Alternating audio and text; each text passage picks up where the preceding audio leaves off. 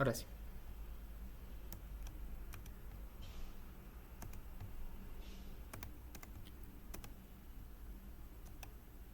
Ya. El día de ayer nos quedamos hasta gases ideales, ¿verdad?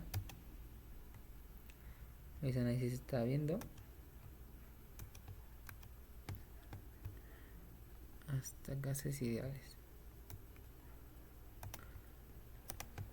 Ya, entonces habíamos visto, nos faltaba solo ver un ejercicio más, ¿no? Para completar. Es un ejercicio un poco... tiene una maña para resolverse, ¿no? Como cualquier ejercicio. Tienen trucos algebraicos que utilizamos para poder resolverlos. Que es este de acá. Eh, Vamos a leer el ejercicio FER.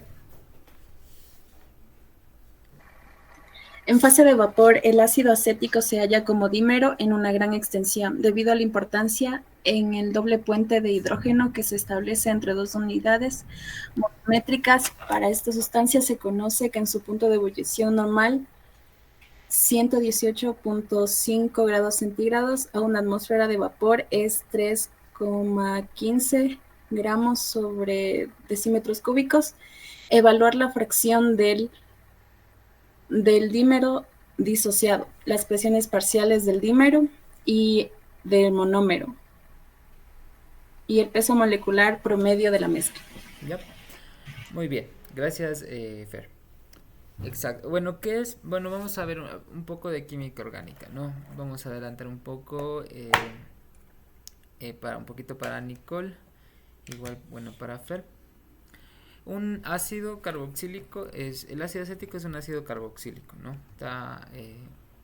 Esta es la estructura química y lo que va a formar entre dos moléculas son puentes de hidrógeno, ¿no?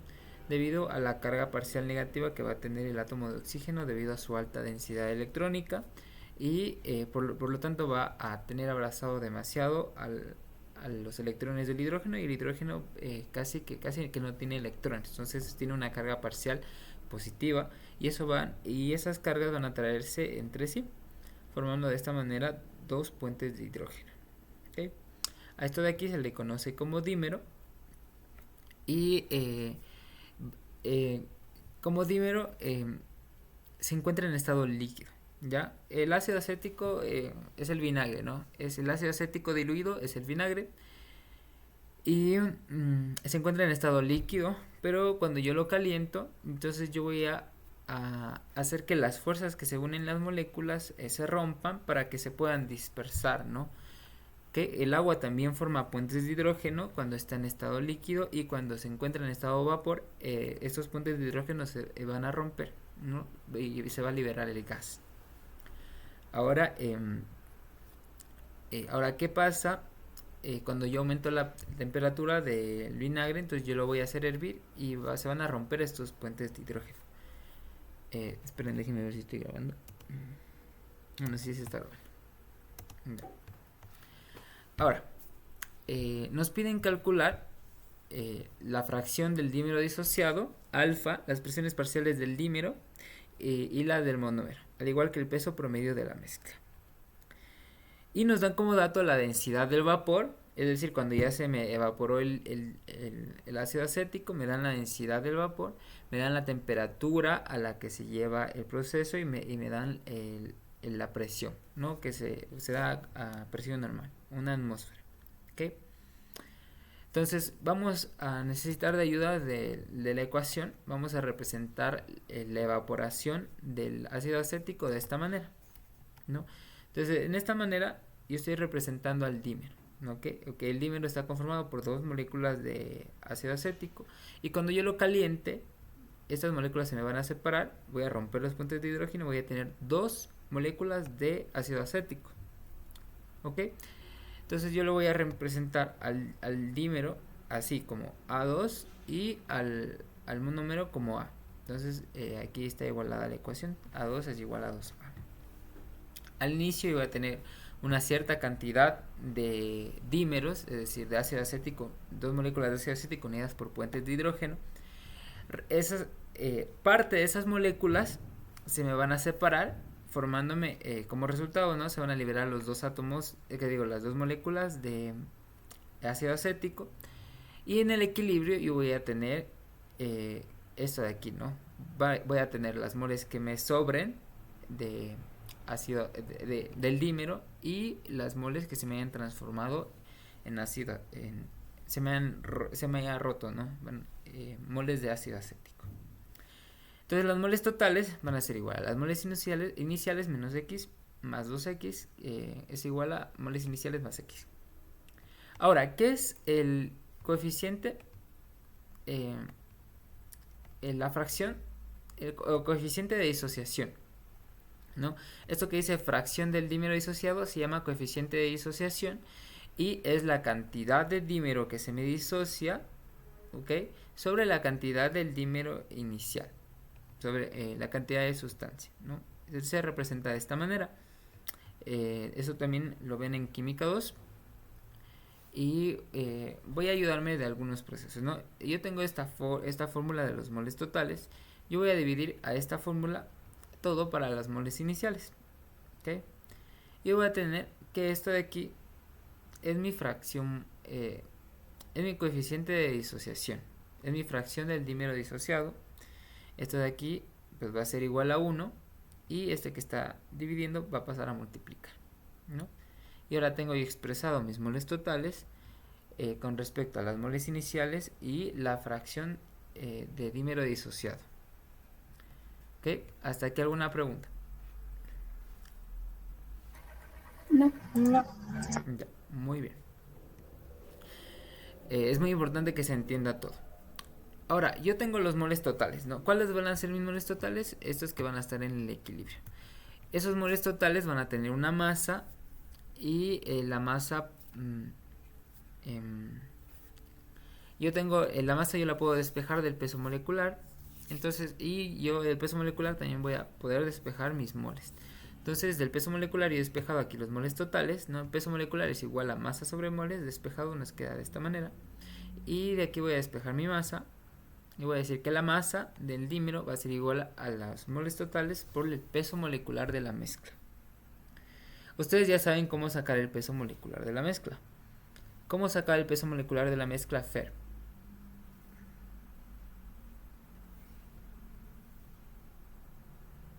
La fórmula que vimos ayer. ¿De acuerdo? Que la deben tener anotada por ahí.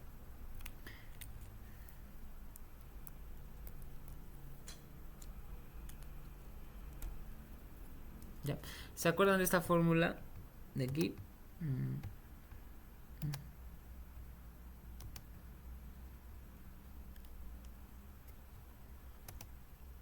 Esta fórmula de aquí. ¿Ya? El peso molecular de una mezcla va a ser igual a la suma de cada una de las fracciones molares de la mezcla por el peso molecular de cada una de los gases, ¿no? Es decir que si tengo yo por ejemplo dos gases, entonces el peso molecular va a venir dado por la fracción del uno por el peso molecular de este más la fracción del otro por el peso molecular del otro. ¿Ya? A lo mejor creo que me estoy confundiendo. Creo que eso lo expliqué en la clase de la mañana. ¿Ok? Entonces yo voy a tener aquí una mezcla, ¿no? En el equilibrio voy a tener una mezcla. Voy a tener mi mezcla entre dímero y mezcla entre el monómero. ¿Ok? Ahora, la masa se me va a conservar, ¿no? ¿Por qué? Porque yo tengo aquí este dímero va a pesar. Si se dan cuenta, el peso no cambia porque los átomos no se están escapando, ¿no? O sea, yo tengo aquí una masa, tengo unas ciertas moles, ¿no? Y las moles lo único que están haciendo es se están transformando, ¿ya? Se están solo rompiendo. Entonces, ¿qué va a pasar? Yo aquí tengo, voy a sacar el peso molecular del ácido acético, ¿ya? Vamos a sacar ahorita, ya les pregunto a cualquiera de los dos cuánto es el peso molecular del ácido acético.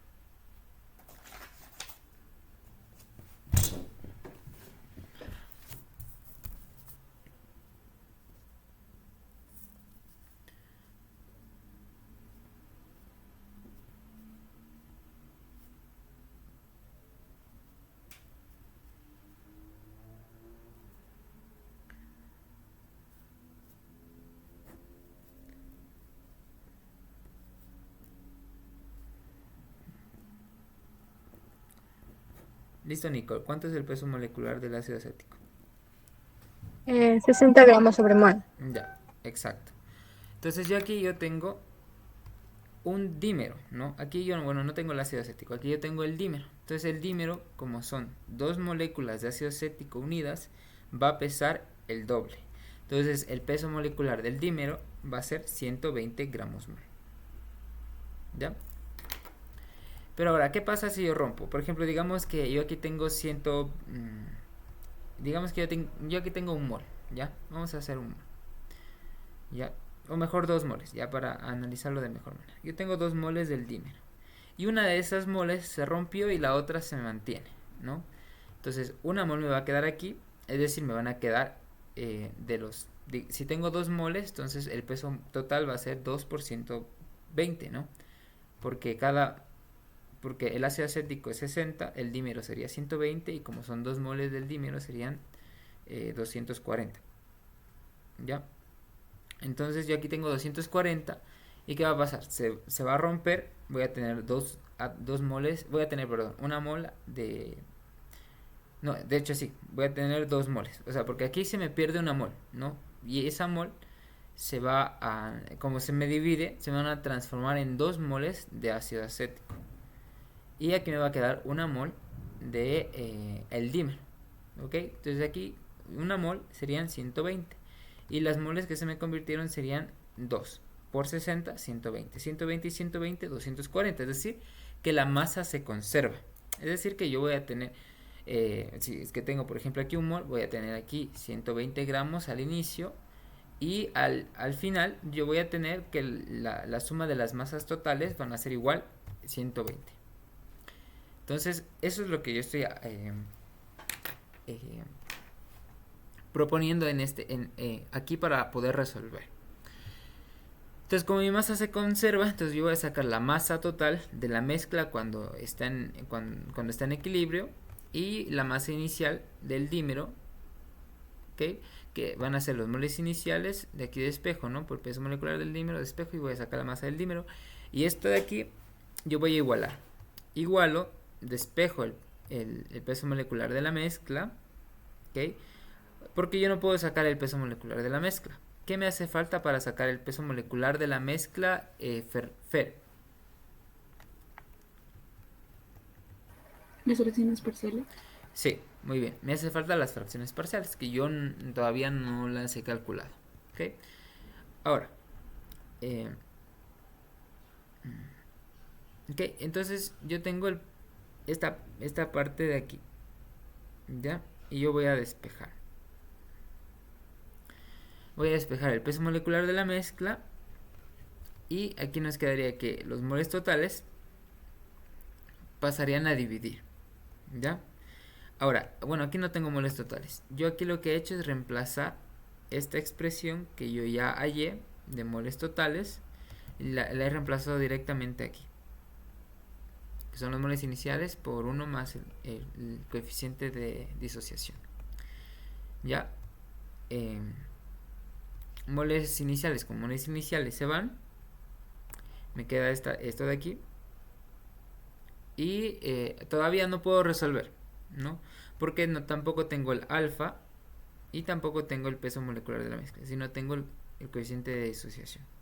Entonces, a mí me dan la densidad, ¿ya? Entonces, en la densidad, que es igual a masa sobre volumen, yo puedo despejar la masa de mi mezcla, ¿ya? Entonces, aquí yo lo que voy a utilizar es esta fórmula que vimos al inicio, ¿se acuerdan? Vimos varias ecuaciones del gas ideal, vimos una expresada, vemos la clásica, ¿no? La que dicen ustedes, ¿no? Pavo es igual a n ratón.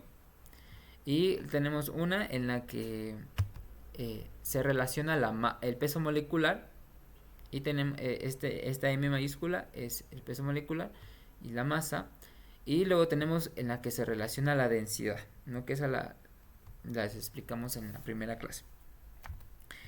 Ahora yo me voy a ayudar de esta fórmula de aquí. Entonces si yo de aquí despejo la densidad va a ser igual a P por RT sobre M. No, perdón. P por el peso molecular sobre RT. ¿No? Que es lo que yo estoy aplicando aquí, en esta fórmula de aquí. Entonces lo que yo voy a hacer es, de aquí voy a despejar, bueno, más bien dicho, aquí yo lo que voy a hacer es reemplazar el peso de el peso molecular de mi mezcla que yo tengo de esta ecuación. Entonces yo la reemplazo aquí, ¿ya? Y voy a tener esta fórmula de aquí, ¿ya? No sé si se ve claro, ¿no? Entonces tengo mi densidad y aquí tengo el peso de mi mezcla. El peso de mi mezcla es igual a esto, entonces aquí yo reemplazo el peso de mi mezcla, ¿ya? ¿Sí? ¿Se ve claro? ¿Se entiende? ¿Alguna duda, Fer? No. Ya. Ahora sí yo voy a calcular el peso molecular. Ustedes ya lo han calculado, ¿no? El peso molecular del ácido acético es 60, entonces del dímero va a ser 120. Y yo reemplazo, ¿no? Porque aquí solo me pide el peso molecular del dímero, entonces eso sí que lo tengo, ¿no? Entonces aquí yo ya no tendría más incógnitas, ¿no? Me dan la densidad, me dan la presión, una atmósfera, me dan la temperatura, 100 y pico de grados, y me dan el peso molecular del dímero, yo puedo calcularlo, y lo único que me queda es hallar el coeficiente de disociación. ¿Okay? Entonces el coeficiente de disociación, hay algo álgebra, ¿no? Lo que está multiplicando pasa a dividir, y lo que está, bueno, primero hago distributiva, ¿no? Aplico distributiva, lo que está sumando pasa a restar y lo que está multiplicando pasa a dividir. Y resuelvo. O sea, aquí aplico un poco de álgebra, simplifico un poco por ahí. Y lo que hago es despejar el alfa, ¿no? Tengo un alfa en total de 0.1862. ¿Ok? Ahora, ¿qué significa ese valor? ¿Ok? Significa que, por ejemplo, si yo tenía una mol inicial de ácido acético, las moles que se disociaron fueron 0.1862. Ahora yo con eso voy a sacar las fracciones parciales, ayuda de otros trucos algebraicos, ¿no? Entonces yo tengo la fracción parcial de mi dímero. ¿A qué es igual la fracción parcial? La fracción parcial es igual a las moles de mi gas sobre las moles totales. Bueno, en equilibrio sería, ¿no? Las moles de mi gas sobre las moles totales, que serían estas de acá. De ahí viene lo que está escrito ahí, ¿no? Entonces sería las moles iniciales menos X sobre las moles iniciales más X. Esa sería la fracción parcial de mi dímero. ¿Ok? Ahora, ¿yo qué voy a hacer? Yo voy a sacar a la fracción, yo voy a sacar a los moles iniciales fuera, ¿ya? Entonces, como lo saco fuera, entonces aquí yo tengo que dividir para los moles iniciales, ¿no? Es como que lo saco fuera del paréntesis, entonces, como nos enseñan en el colegio, ¿no? Entonces, al multiplicar, me tiene que dar lo mismo, ¿no? Entonces, yo aquí multiplico este por 1 y este por el de acá se simplifica y me quedaría lo mismo de acá, lo mismo abajo, y yo simplifico los moles iniciales, y aquí yo tengo que esto de aquí es mi coeficiente de disociación, ¿no? Es las moles que se disociaron con respecto a las moles iniciales, y nos quedaría que la fracción molar del dímero va a ser igual a 1 menos alfa sobre 1 más alfa. Y esto de aquí ya lo puedo calcular porque ya tengo yo alfa. Y tengo que en total la fracción parcial de mi dímero es 0.686. Ahora ya tengo una fracción parcial. Recuerden que la suma de todas las fracciones parciales en una mezcla debe ser igual a ¿cuánto, Fer?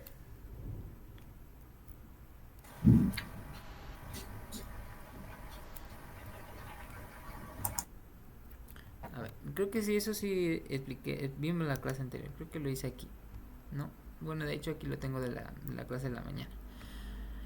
Aunque se ve un poquito feo, ¿no? Entonces, las fracciones parciales, por ejemplo, yo tengo dos gases, tengo un gas A y un gas B.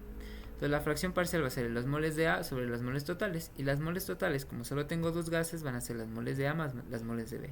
Si yo sumo las dos fracciones parciales, entonces yo tengo la siguiente ecuación. Tengo las moles de A sobre las moles totales más las moles de B sobre las moles totales. Y eso nos va a dar las moles de A más las moles de B sobre las moles totales. Entonces aquí nos quedaría las moles totales sobre las moles totales. Y eso simplificaría y diera, y como resultado da 1. ¿Ok? Entonces, como las fracciones parciales siempre van a sumar 1, como yo solo tengo aquí dos gases, entonces si yo ya encontré la fracción parcial de mi dímero, yo ya puedo hallar la fracción parcial del gas restante, porque sé que los puedo hallar por diferencia. Entonces, ¿cuánto sería la fracción parcial del monómero?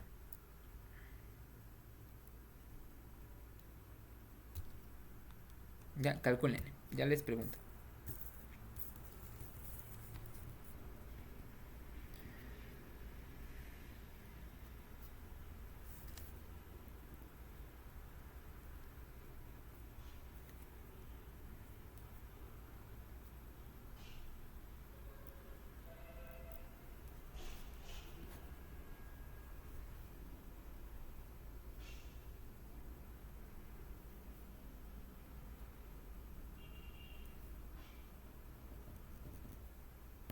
Ya, listo, Fer, ¿cuánto te salió? Sí, sí. Ya.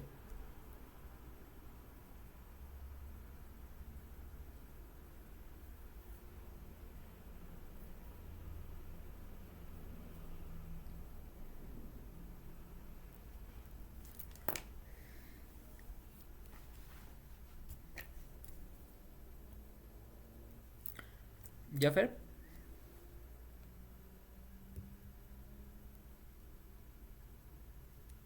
0,31. Sí, 0,314, ¿no? Para ser exactos. Y eso es lo que tengo acá. ¿Ya? Ahora, yo puedo calcularla de esa forma, que es la fórmula más fácil y directa, o yo puedo también hacerme la vida más complicada haciendo un análisis igual del que he hecho aquí con el monómero, ¿no? Entonces yo también puedo decir que serían las moles del... la fracción molar va a ser las moles del monómero sobre las moles totales, que serían estas de aquí. ¿Ya? Hago lo mismo, aquí lo que saco del paréntesis sería la x, simplifico x con x, y yo tengo que esto de aquí, en cambio, ya no sería mi fracción de disociación del dímero, sino sería 1 sobre la disociación del dímero. De aquí un poquito de álgebra de espejo y yo también puedo sacar, ¿no? Es 0.314. Es el lado más largo. Puedo empezar por aquí y encontrar el otro por diferencia, o incluso puedo empezar por el monómero y encontrar el dímero por diferencia. En teoría debería salir lo mismo. Ahora, voy a sacar el peso molecular de mi mezcla. Ahora que ya tengo el peso las fracciones parciales, yo ya puedo sacar el peso promedio de la mezcla, el peso molecular de la mezcla. Aquí, bueno, tenemos aquí la fórmula para disociaciones, pero ustedes van a ocupar la que les acabo de dar, ya utilizando las fracciones parciales. Les voy a dar un tiempo para que calculen y verifiquen con el dato que está aquí, ¿no? Entonces, ¿a qué sería igual? La presión parcial de mi mezcla sería igual a la fracción parcial del dímero por el peso molecular del dímero más la fracción parcial del monómero por el peso molecular del monómero, teniendo en cuenta que el dímero pesa el doble que el monómero, ¿no?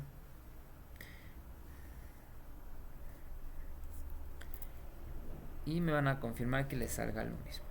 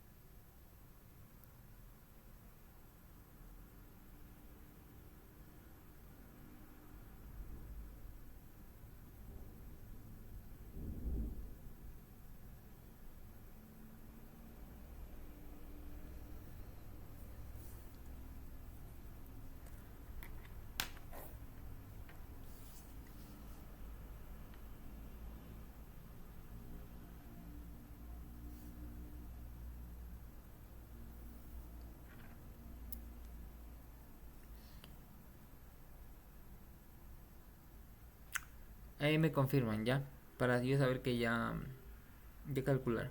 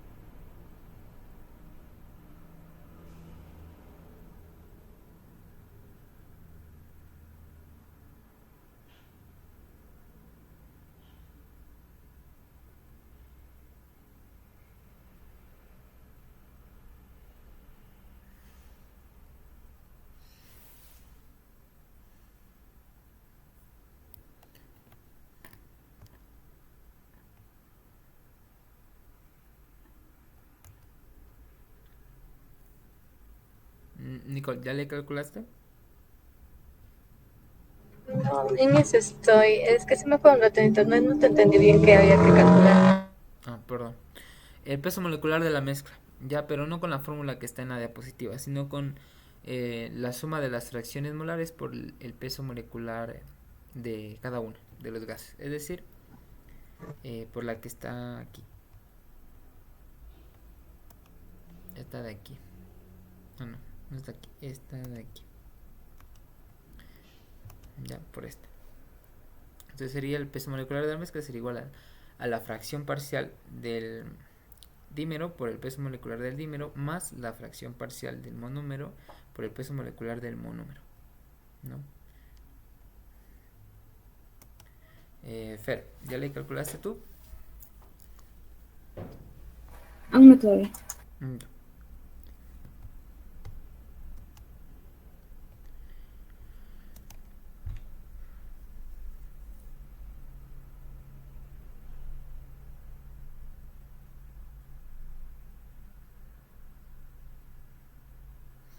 Las fracciones parciales están acá de pronto, si necesitan como dato.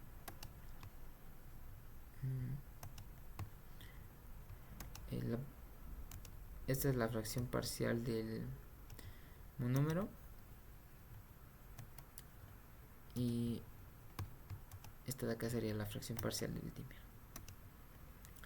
Aunque solo con la fracción parcial del dímero ya podemos calcular. Porque con la del dímero yo puedo hallar la del monómero por diferencia.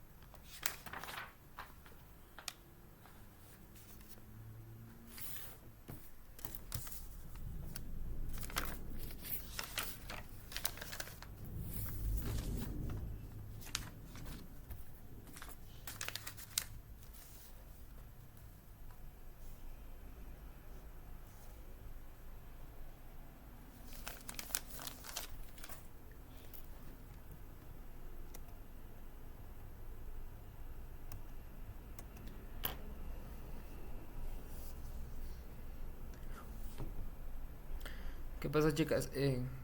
¿Qué no entiende?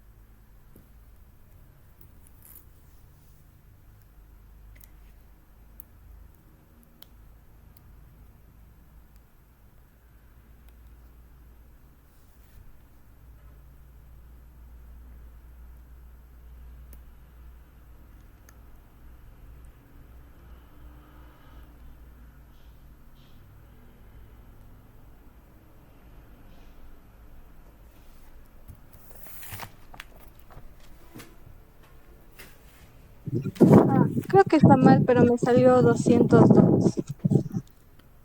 Ya. A ver, contame. ¿Cuánto te salió la fracción molar del dímero? ¿Cuál utilizaste? Eh, la fracción del dímero le multipliqué por el peso molecular. Le hice una sola. Creo que ahí está mal. O sea, no lo hiciste por partes.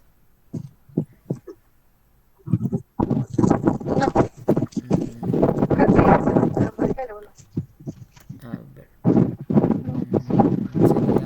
Sería más o menos así. Entonces el peso molecular de la mezcla sería igual. Disculpen ahí lo feo que se ve. Entonces el peso molecular de la mezcla sería igual a la fracción molar del dímero por el peso molecular del dímero. No, el peso molecular del dímero es igual al doble, ¿no? El ácido acético es 60, entonces el dímero debe ser 120. Más la fracción del monómero, que sería no el ácido acético, por el peso molecular del monómero, ¿no? El ácido acético pesa 60. Entonces sería 0. La fracción molar que tenemos aquí, que es de 0,686. Bueno, ahí hagan de cuenta que está el... A ver, ¿cómo se pone? Mejor lo hago acá. Entonces sería de esta manera. Entonces sería el peso molecular de la mezcla sería igual al 0.686. No, ¿cómo era? Era 0.686. Entonces el 0.686 lo voy a multiplicar por, como es del dímero, entonces 120 gramos mol. Ya eso le voy a sumar la diferencia, ¿no? Que es 0.314 por 60 gramos mol. Ya, metemos esto en la calculadora. Esa es la expresión que les debía haber quedado. Y en la calculadora, bueno, si me ayudan porque tengo una media lentita. Verifiquen que eso salga a 100 y pico, ¿no? Entonces sería 82.32 más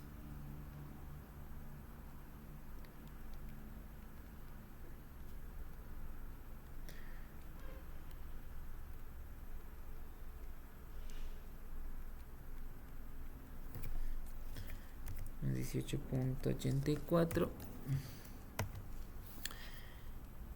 y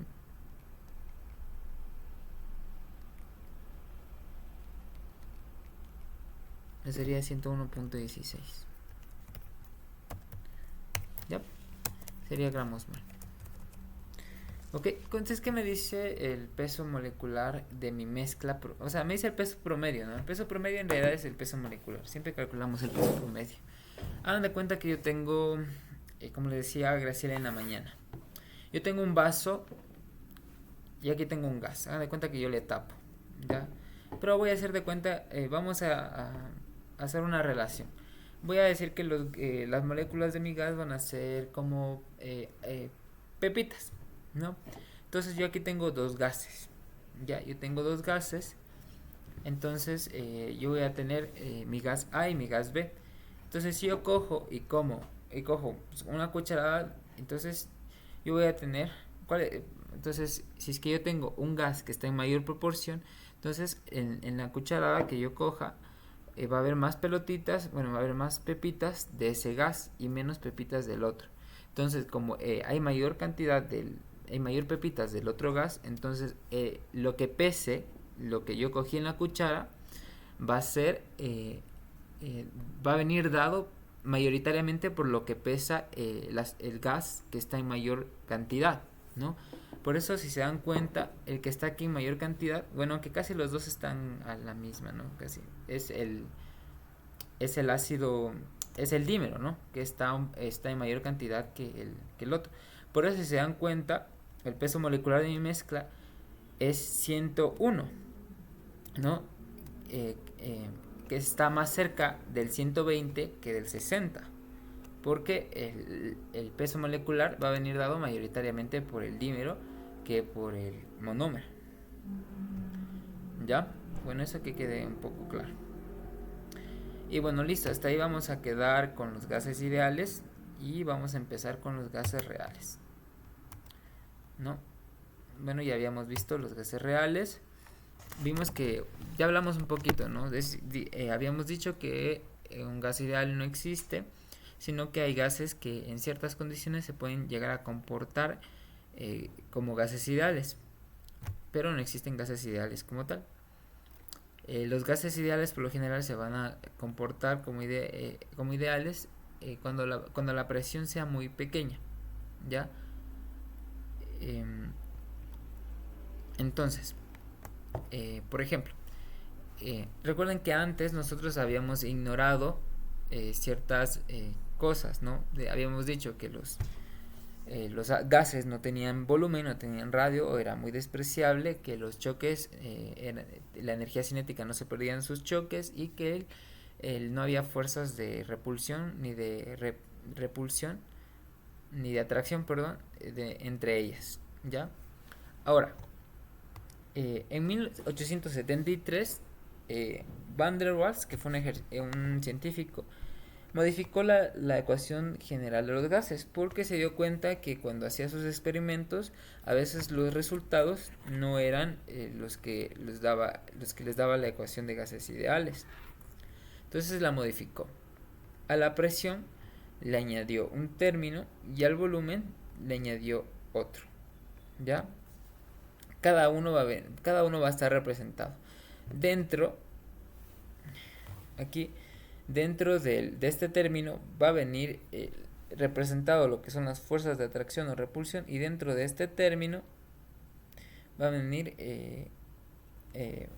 va a representar lo que son el volumen de los átomos, ¿ya? Y viceversa, ¿ya? Y bueno, despejando la presión nos quedaría de esta manera la presión. Y hay algo que se llama isotermas de Van der Waals, ¿okay? Por ejemplo, si yo a esta ecuación de aquí, que es la ecuación de Van der Waals, yo mantengo la temperatura constante y voy modificando el volumen y la presión. Recuerden que en gases ideales vimos la ley, si no estoy mal, creo que es la ley de Boyle. En la ley de Boyle me dice que el volumen es inversamente proporcional a la presión. Y veíamos que se dibujaba una línea recta, ¿ya? Una línea recta con una pendiente negativa. En cambio, con esta ecuación no vamos a tener una línea recta, sino vamos a tener una línea de esta manera, ¿ok? Entonces, esta es para una temperatura, esta es para otra temperatura, y así para las demás temperaturas. Esta de aquí, como pueden ver, es una, bueno, así como está, no se ve muy bien, pero es una ecuación de tercer grado. Y por eso tiene esta forma. Esta ecuación de tercer grado va a tener eh, tres raíces, ¿no? Va a tener una raíz aquí, una raíz en el punto de inflexión y otra raíz acá. ¿Ya? Pero, ¿qué pasa? Van der Waals tampoco se acercaba a la realidad, es decir, los cálculos no coincidían en ciertas condiciones. ¿Y cuáles eran esas condiciones? Eran que durante un proceso en el que un gas pasaba de estado líquido a estado gaseoso o viceversa, no se seguía esta línea de aquí, no se seguía esta curva, sino que era una curva recta, ¿okay? Es decir, que la presión y la temperatura se mantenían constantes, ¿okay? Entonces, ¿qué significa eso? Que todos los procesos, todos los cambios de estado se dan a temperatura y presión constante, ¿ya? Creo que sí lo habíamos dicho en la clase anterior, ¿no? Si yo tengo yo les había puesto el ejemplo de, por ejemplo, del agua, ¿no? Lo mismo pasaría con la leche. Si yo cuando la leche yo la quiero eh, congelar o la quiero, por ejemplo, hacer hervir, cuando la leche empieza a burbujear y yo pongo un termómetro, la temperatura no va a cambiar hasta que la última gotita de leche pase a ser vapor. De la misma manera si la quiero congelar. Ahora, entonces, ¿qué pasa? Esta curva de aquí, por fuera, esta curva de aquí, si ven estos puntitos de aquí, estos puntitos dibujan una curva que se va a llamar curva de saturación. Déjenme explicar, de esta manera, aquí. Yo, fuera de la curva de saturación y siguiendo la línea de la isoterma crítica, yo de este lado de acá de la izquierda, yo voy a tener que mi gas se encuentra, bueno, mi sustancia se encuentra en estado líquido. ¿Ya? De la isoterma para acá y por fuera de esta de aquí, siguiendo esta línea de aquí, siguiendo toda la curva de saturación y la isoterma crítica, para el lado derecho, yo voy a tener que mi sustancia se encuentra en estado de vapor o gas sobrecalentado. Por debajo, dentro de la curva de saturación, yo voy a tener que mi gas se va a encontrar en una mezcla líquido-vapor, que es cuando está cambiando de fase, ¿no? Cuando está cambiando de fase, yo voy a tener moléculas que se están transformando a gas y unas que todavía están en estado líquido. Entonces va a haber una mezcla. Yo pase por esta línea, justo esta línea de aquí, de la curva, yo voy a decir que mi mezcla, que mi sustancia está como líquido saturado. En cambio, si pasa por esta línea de acá, voy a decir que mi sustancia se encuentra como vapor saturado. Y justo en este puntito de aquí que tiene el C, le vamos a llamar punto crítico. ¿Qué pasa? ¿Qué pasa en el punto crítico? El punto crítico es la temperatura máxima a la que yo a mi gas le puedo comprimir. Si se dan cuenta, si es que yo me muevo alrededor de esta isoterma, yo estoy aumentando estoy aumentando la presión a temperatura constante. Y para acá yo voy a poder comprimir, por ejemplo, mi gas hasta que se vuelva líquido, ¿okay? Sin la necesidad de enfriarlo, solamente comprimiéndolo. Ahora, la isoterma crítica es la temperatura máxima a la cual yo puedo comprimir mi gas, es decir, aumentar la presión hasta que se vuelva líquido. Si se dan cuenta, por ejemplo aquí en esta isoterma, que es por encima de la temperatura crítica, si es que si yo comprima mucho, yo aumento mucho la presión a mi gas, yo no voy a lograr que este se vuelva líquido, ¿okay? Por eso existe la isoterma crítica. Sí voy a poder comprimir a mi gas, pero voy a llegar a algo que se llama fluido supercrítico. El fluido supercrítico son gases que se comportan como si fueran líquidos. ¿Okay? Entonces, bueno, esto.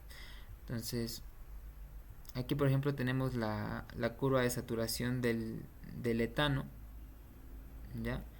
Y aquí tenemos varias, si se dan cuenta, estos puntitos, este D, E, S, B, son raíces, ¿no? Aquí tenemos esta raíz que choca con esta curva, esta otra, y también tenemos aquí los puntos de inflexión, ¿ok? Estos son puntos de inflexión.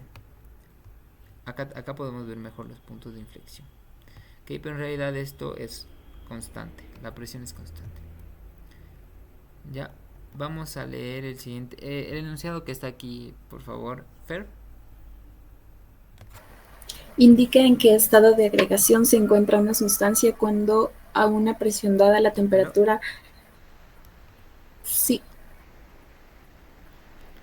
Ah, perdón, he tenido aquí sin volumen. Perdón, Ya. ahí sí. Indica en qué estado de agregación se encuentra una sustancia cuando a una presión dada la temperatura está por encima de la temperatura de saturación. Justifique en un plano presión versus volumen. Ya, muy bien.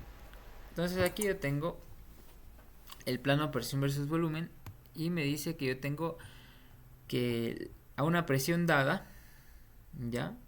Entonces tengo esta presión, ¿ya? A esta temperatura, ¿ok? En la que se une justo aquí la presión y esta temperatura, le vamos a llamar temperatura de saturación. Porque a esta temperatura y esta presión, mi gas puede cambiar de estado líquido a estado vapor. ¿Okay? Entonces, si se encuentra mi gas, por ejemplo, en esta temperatura y esta presión, yo voy a decir que mi gas se encuentra en líquido vapor. Puede encontrarse en este puntito o en este puntito, pero vamos a decir que está como líquido vapor porque no sé. Ahora, ¿qué pasa si la temperatura es mayor a la temperatura de saturación? Entonces, mi gas se va a encontrar justo aquí. Aquí se va a unir la temperatura que es mayor a la de saturación y la presión dada. Y aquí mi gas se encuentra como gas sobrecalentado. Vamos a leer el enunciado siguiente, Nicole.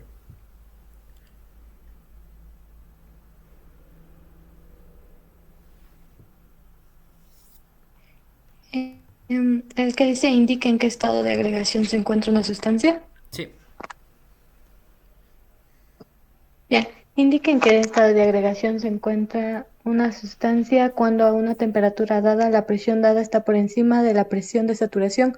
Justifique en el plano presión versus volumen. Ya, muy bien. Igual que antes, ¿no? Pero ahora lo que nos dicen es que a una presión dada, o más bien dicho, ¿qué nos dice? A una temperatura dada. Entonces yo tengo esta temperatura dada, ¿ya? Y la presión en la que se una mi presión y mi temperatura va a ser la presión de saturación. Pero me dice que la presión dada está por encima, ¿ok? Entonces, como está por encima, mi temperatura y la presión se van a unir en este punto. Y en este punto, mi mezcla se va a encontrar como líquido comprimido. ¿Ya? ¿Alguna duda con respecto a eso? No. ¿Ya? Ahora, ¿qué pasaría si yo tengo una sustancia cuya temperatura está por encima de la temperatura crítica y la presión está por debajo de la presión crítica? ¿En qué estado se va a encontrar mi gas?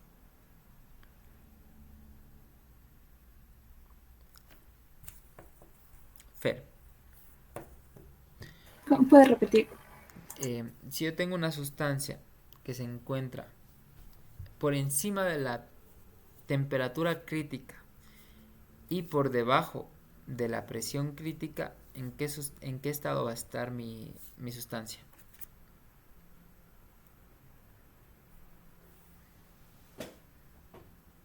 ¿No? Entonces, esta sería la temperatura crítica y esta sería mi presión crítica. ¿En qué estado va a estar la sustancia? ¿Mi líquido? ¿Dónde se unirían? ¿Dónde se unirían? O sea, esta es la presión crítica y esta es mi temperatura Y esta la que está de rojo sería mi temperatura crítica. Entonces, como la presión es menor a la crítica, entonces está por acá abajo. Y como la temperatura es mayor a la crítica, entonces estaría por aquí.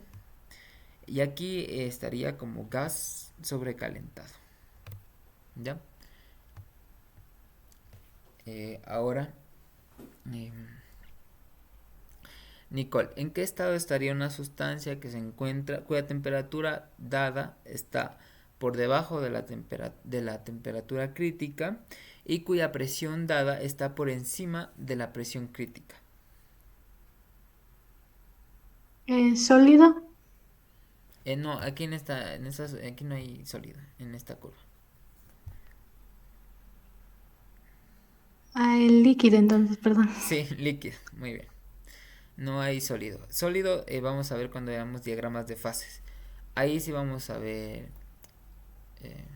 vamos a ver punto triple, vamos a ver temperatura, entalpías de vaporización, entalpías de fusión.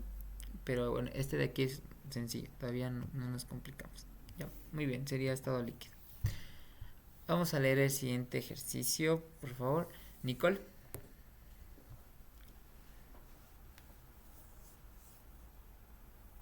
El nitrógeno líquido se almacena en grandes cilindros, los cuales requieren de carros especiales que tienen una capacidad de almacenaje de 120 litros de líquido a 77 K. Si la densidad de nitrógeno líquido es 0.0840 gramos sobre centímetros cúbicos, calcule mediante la ecuación de Van der Waals el volumen del nitrógeno después de que se evapora a 77 K. Ajá. Ya, 77K, K es el símbolo de Kelvin. Ya es la temperatura absoluta que ocupamos siempre porque la constante viene en Kelvin. Ahora, algo que tengo que tomar en cuenta es que para que el nitrógeno se evapore, tiene que estar...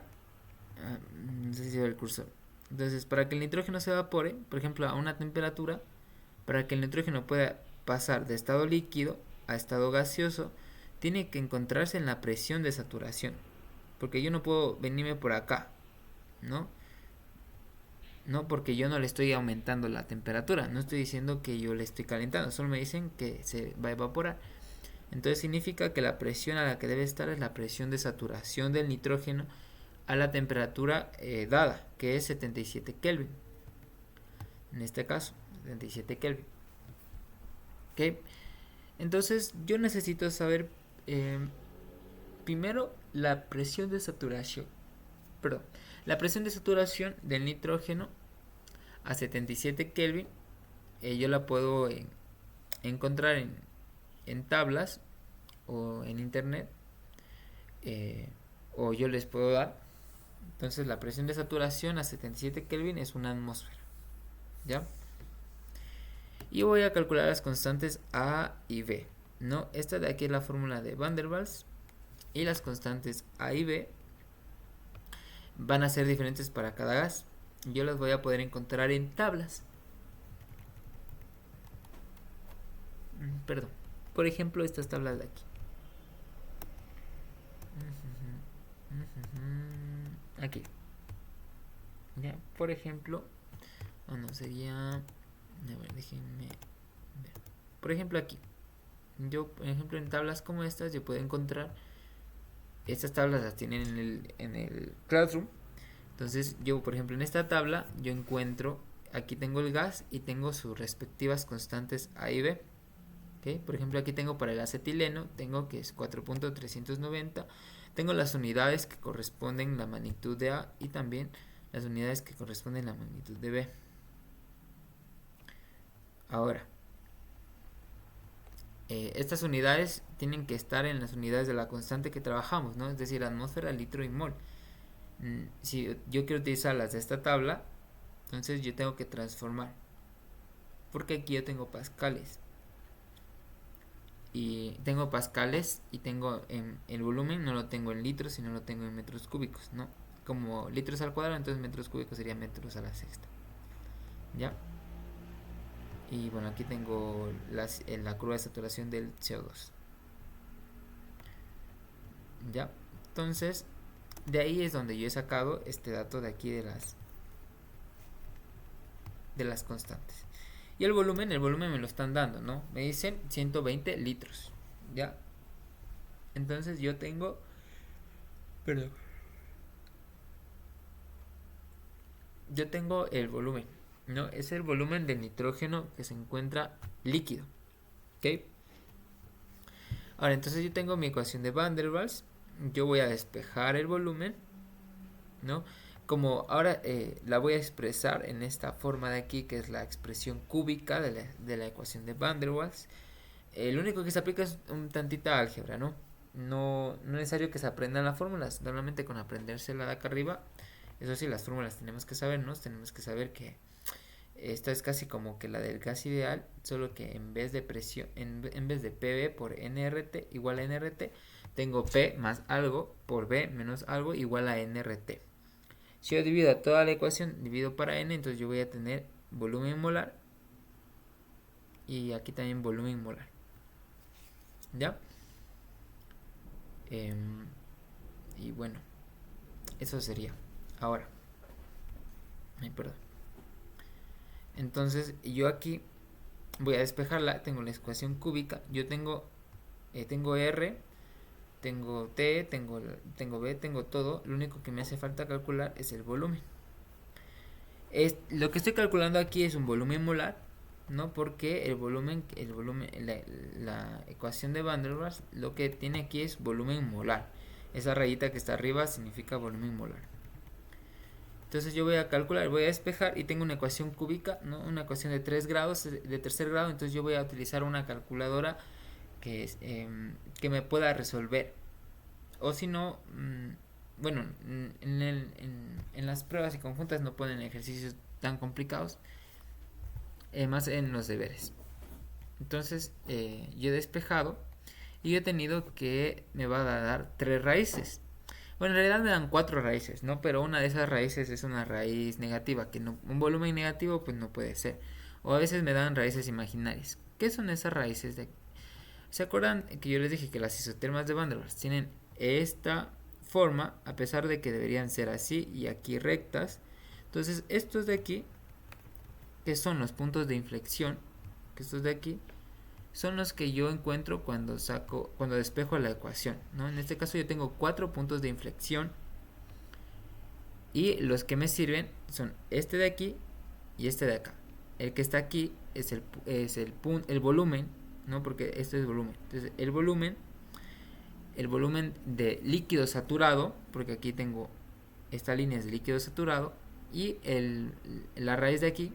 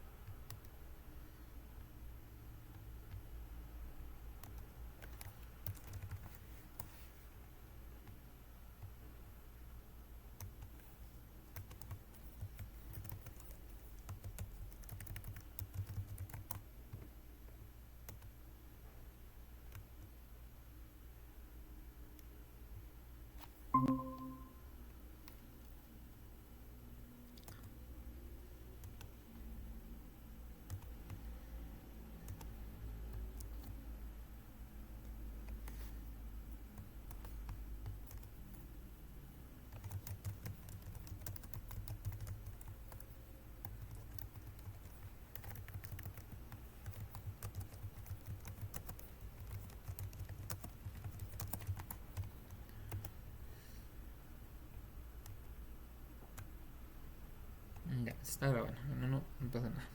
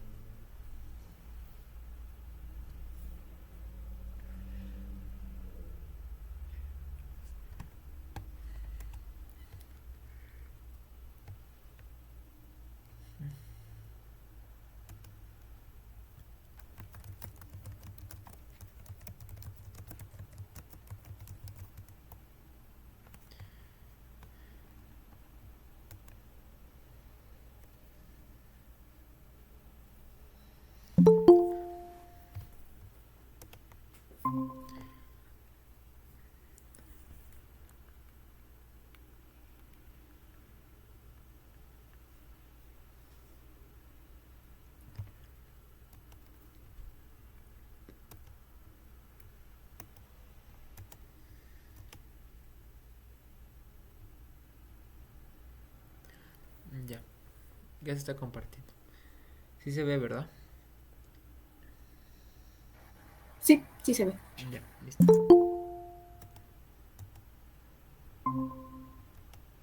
Ya, perdón. Se nos cortó la llamada. A ver, estábamos aquí. Les estaba diciendo, ¿no? Ya se fue un poco el hilo, ¿no? Les decía que yo despejé, ¿no? El volumen y ahí la ecuación cúbica del volumen, porque es una ecuación cúbica. Y lo que yo voy a tener son 4 raíces. Ya, a veces las 4 son reales, a veces las 4 son... A veces alguna es imaginaria, a veces alguna es negativa. ¿Ya? Entonces, es porque yo tengo 4 puntos de inflexión. Pero recuerden que yo solo tengo 2 que son reales. ¿Ya? Entonces, de esto de aquí, de estos volúmenes de aquí, estos son las raíces, ¿no? Que me da de la ecuación. Yo tengo 6 volúmenes. ¿Ya?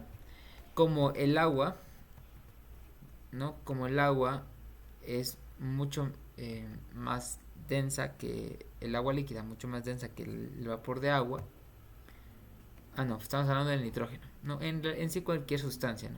Cuando una sustancia se encuentra en estado líquido, entonces significa que tiene un menor volumen de los que ocupara si estuviera en estado gaseoso.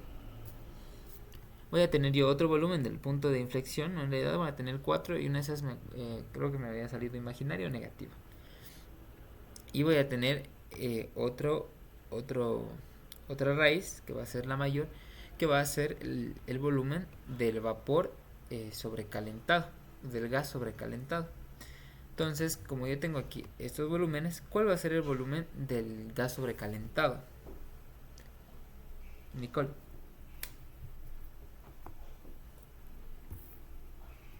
El volumen del gas sobrecalentado sería como la suma de todos los volúmenes.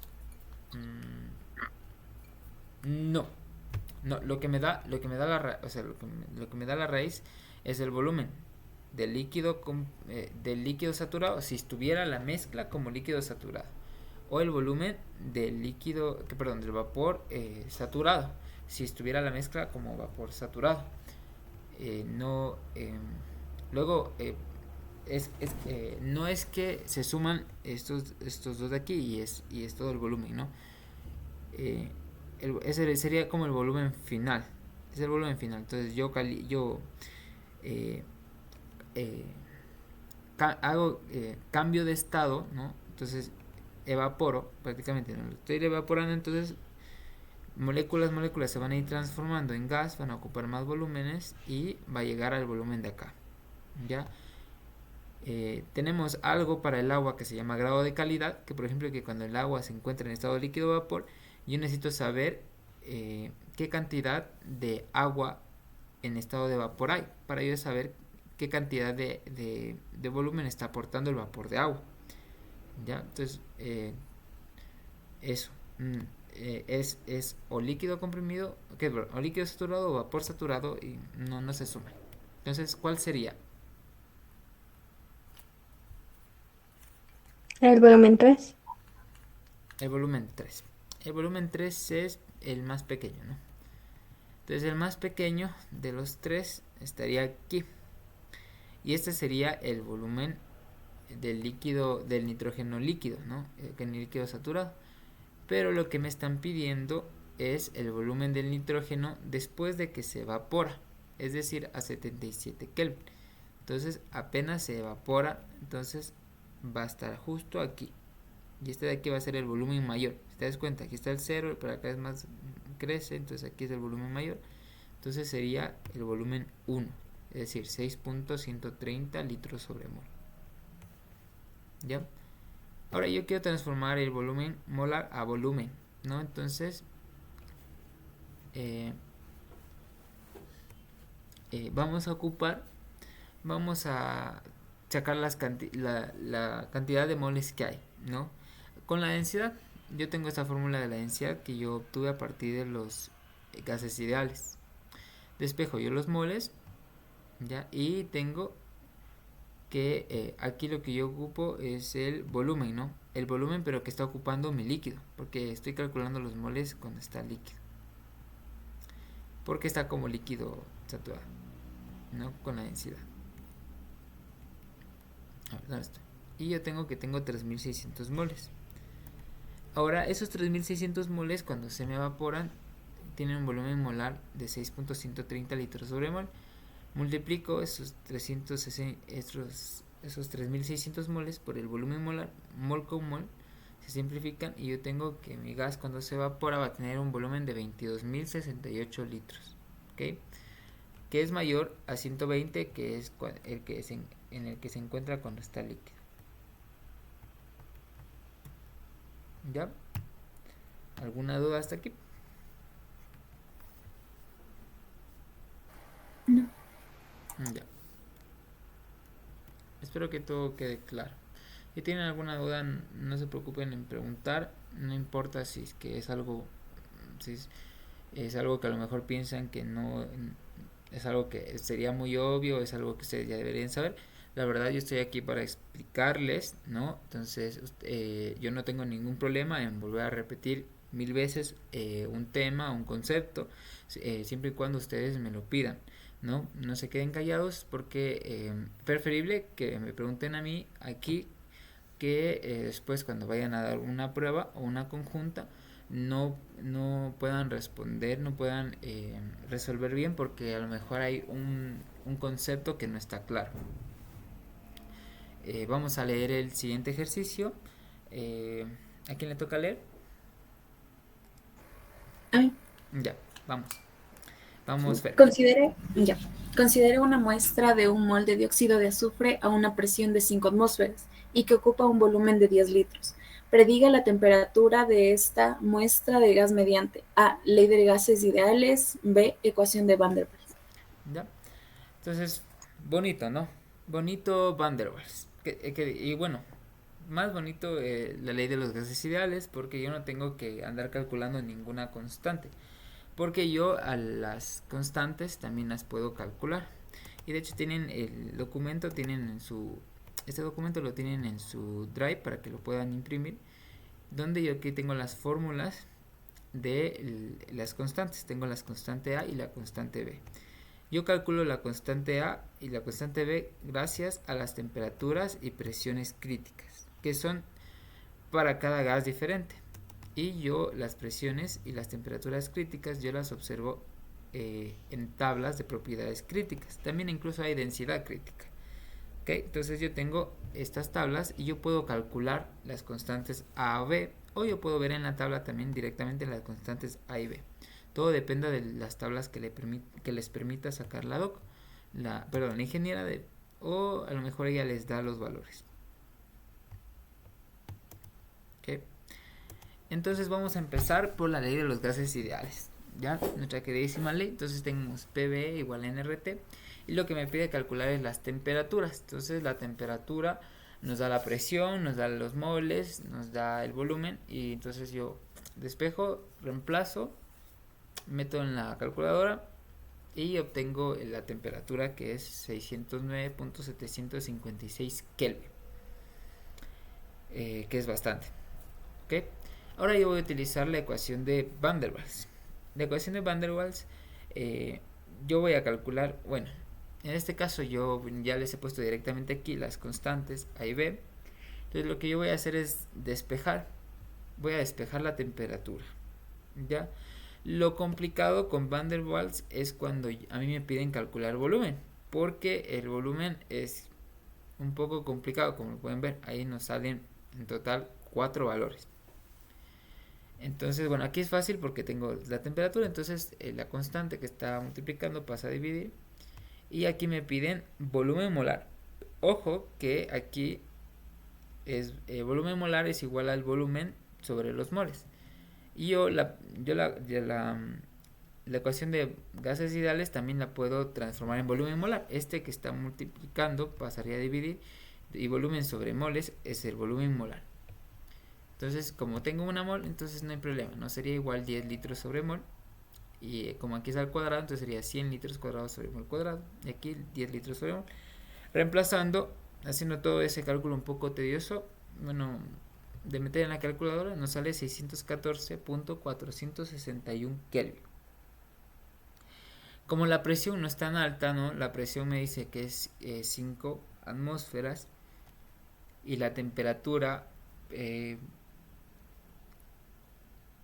nos da la temperatura.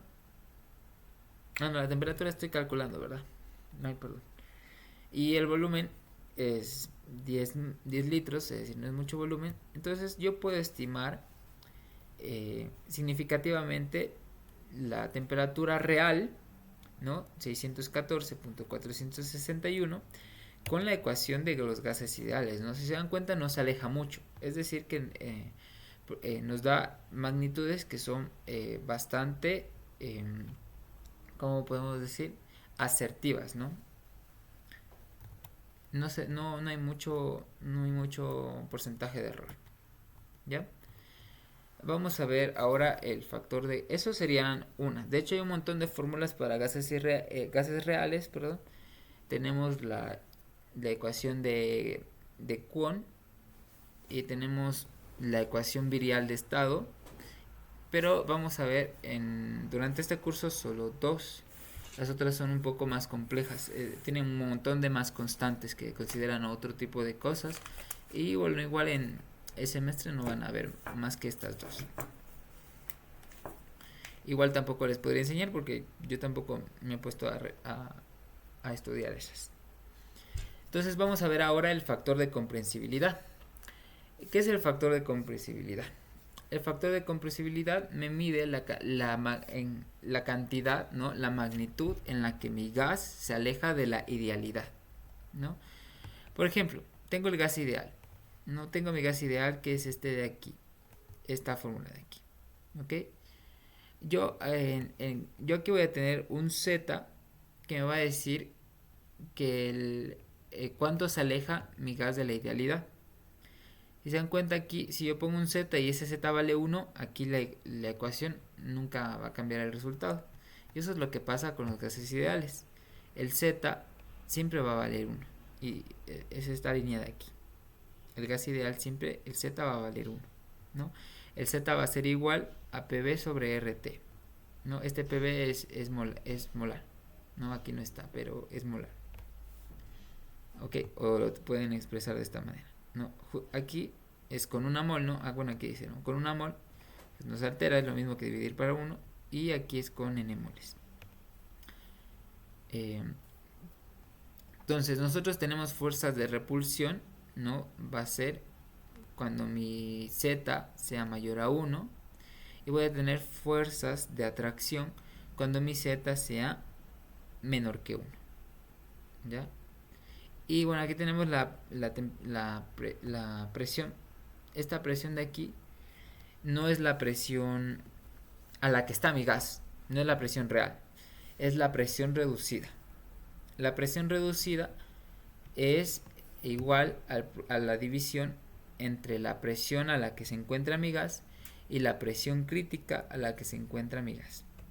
¿Ya? Y tenemos tanto presión reducida como temperatura reducida y volumen reducido, ¿no?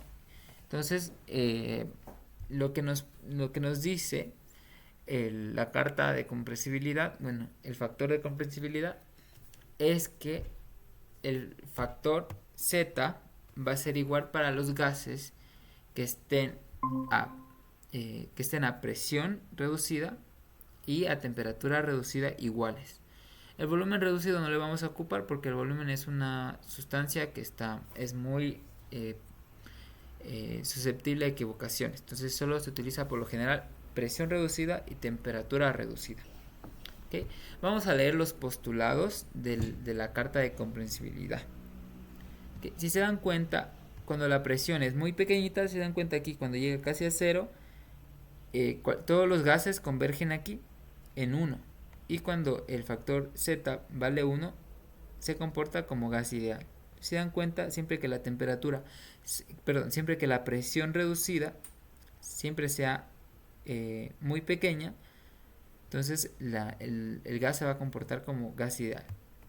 Como la presión reducida es igual a la presión sobre la presión crítica, entonces para que esta sustancia se haga más pequeña, ¿no? La presión reducida, esta no cambia. Entonces la presión debe ser más pequeña, ¿no? Mientras se hace más pequeña, se divide, da un valor más pequeño y se acerca más al cero. ¿Ya? Ahora, ¿qué pasa con la temperatura? Ya vamos a ver otro gas. Por ejemplo, aquí tenemos la temperatura.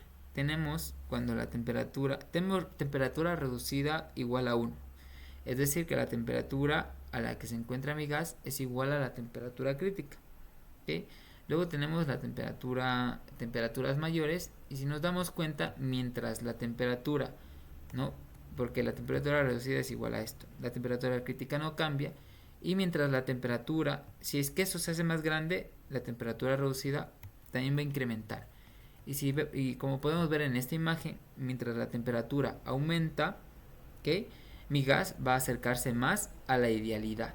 ¿Okay? Entonces, mientras la temperatura aumenta, no importa mientras la temperatura sea alta, no importa la presión. A partir de la temperatura de una temperatura reducida, por ejemplo 2, por ejemplo, ¿dónde está la temperatura reducida? 2, aquí. ¿Ya? La temperatura reducida de 2, a cualquier presión, si se dan cuenta, mi gas se comporta como un gas ideal, porque mi Z es muy cercano a 1. Yo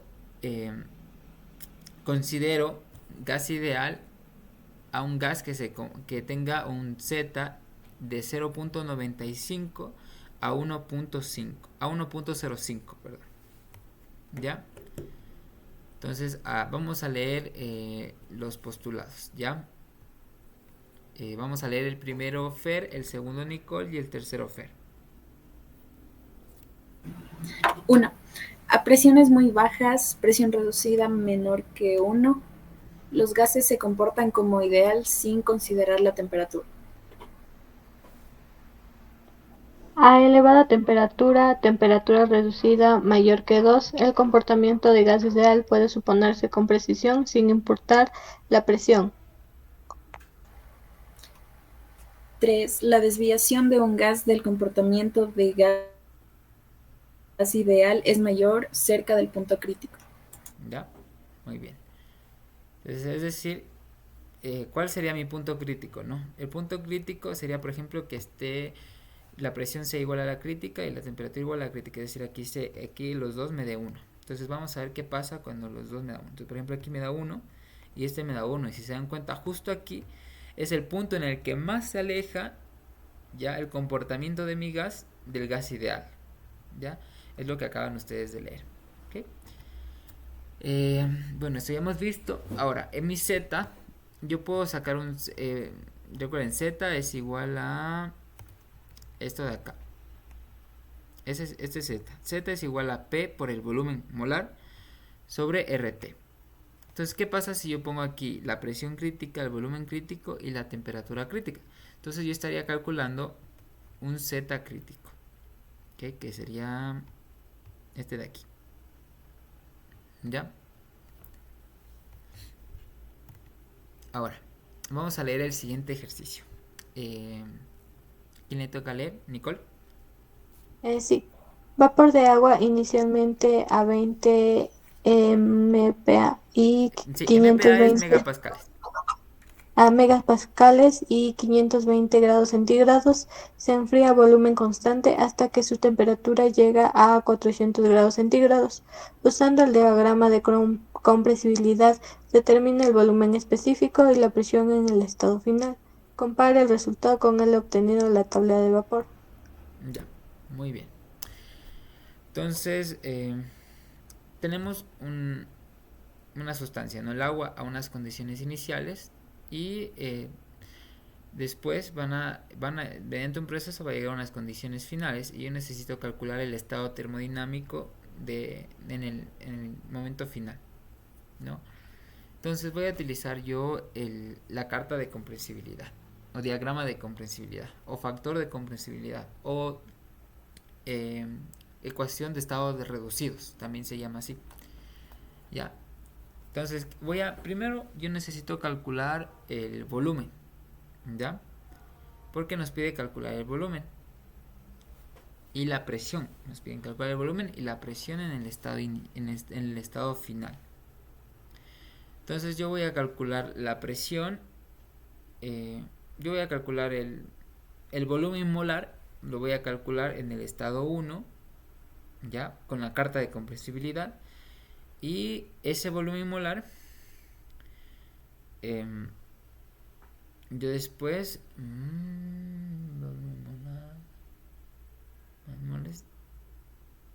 ya, yo después voy a utilizar ese volumen. Yo después voy a utilizar ese volumen molar para poder encontrar los moles. Ya, voy a eh, voy a intentar resolverlo por ahí. Ya. Entonces primero voy a transformar la presión atmósferas y la temperatura Kelvin, y yo voy a buscar en la tabla los valores del agua, que nunca cambian, son siempre presión crítica 221 atmósferas y la temperatura crítica siempre va a ser 647.14 Kelvin. ¿Ya? O más o menos son como, creo que son 400 y pico, 479 grados centígrados, bueno, por ahí va.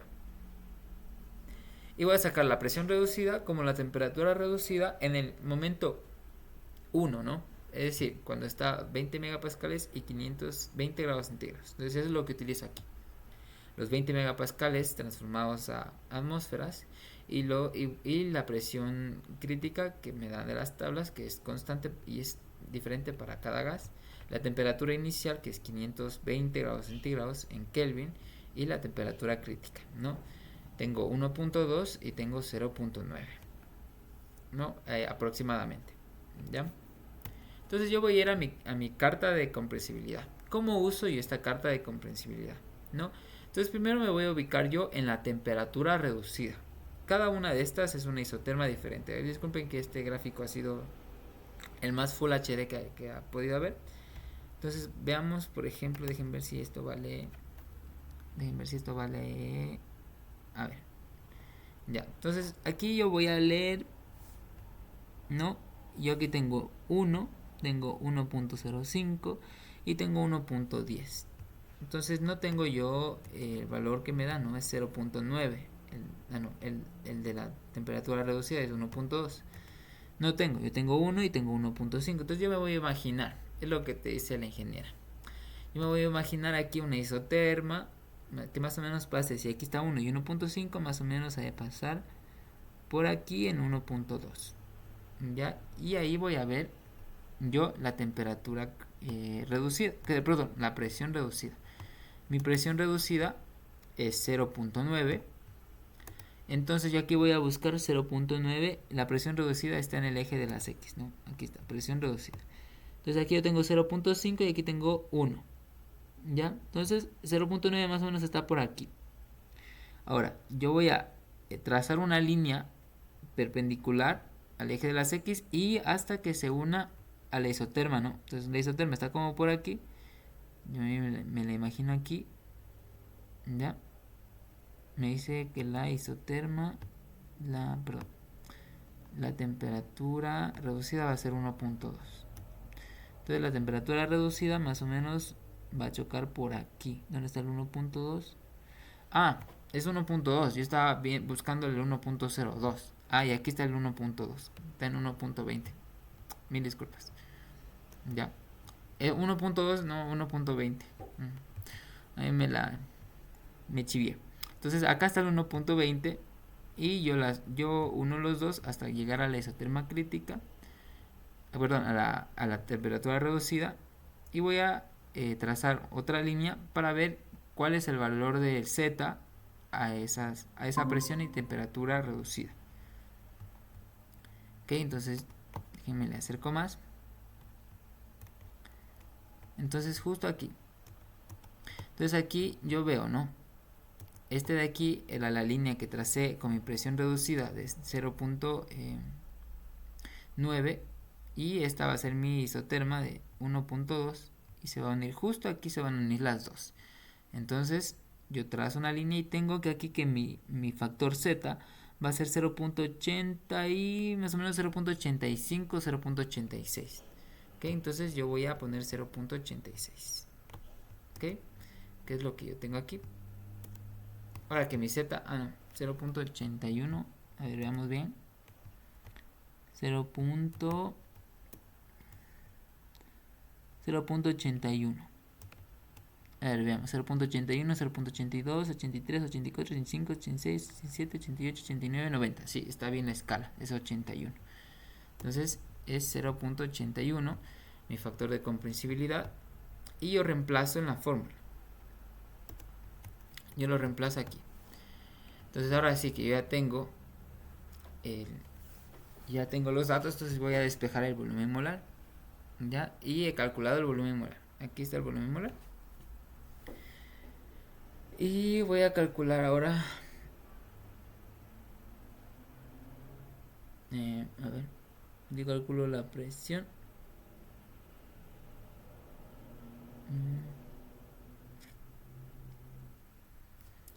La presión, no sé. ¿Y qué presión estoy utilizando acá? No, tengo la presión, ¿no? La presión a la que me da. Y después me dice que se enfría.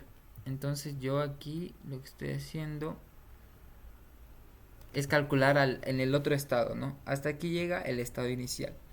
Y el estado de acá es el estado 2. Entonces me dice que se enfría. Entonces pasa de 793.15 Kelvin a 673.15. Entonces ahora aquí yo no tengo, ¿no? Recuerden. Yo no tengo.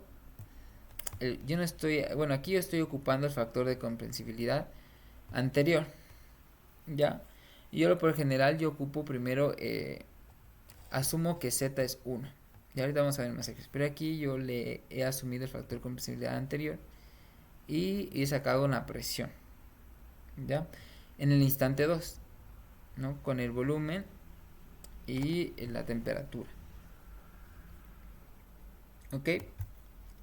Entonces yo voy a sacar la presión reducida en el instante 2 con la presión que yo acabo de calcular. ¿Ok? Otra vez vuelvo a meter la presión y vuelvo a sacar otra presión reducida. En este caso me sale que es 0.8. Saco la temperatura reducida, en este caso me da 1.05 más o menos. Y el Z, hago lo mismo, reviso aquí en la gráfica, me ubico en la temperatura reducida de 1.05 y acá me ubico en 0.8. 0.8 más o menos por aquí, tengo que 1.05 está aquí, entonces más o menos me da un 0.72. Entonces mi Z 0.72 y vuelvo a reemplazar en la ecuación, ¿no? En la presión, y yo hallo una segunda presión. En este caso me da 148.849 atmósferas. Y yo voy a hacer así, tal y como he hecho ahorita. No acabo de hacer 2 iteraciones. Yo voy a hacer varias iteraciones hasta que la presión asumida se iguale a la presión real. ¿Ya? Es decir, yo voy a utilizar una presión, ¿no?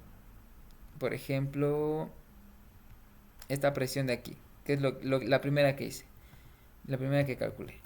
Yo voy a sacar la presión reducida, voy a ver el Z en la tabla y voy a sacar la presión otra vez reemplazando en la ecuación reducida de estado, en esta de aquí. Y voy a volver a hacer lo mismo con la real, vuelvo a reemplazar en presión reducida, vuelvo a ver mi Z, vuelvo a sacar la presión real y así hasta que mis presiones se igualen. ¿Okay? En este caso se han igualado en 154.02 atmósferas y esas voy a transformar a megapascales, que en este caso serían 15.60 megapascales, ¿no? Ahí me he comido la unidad.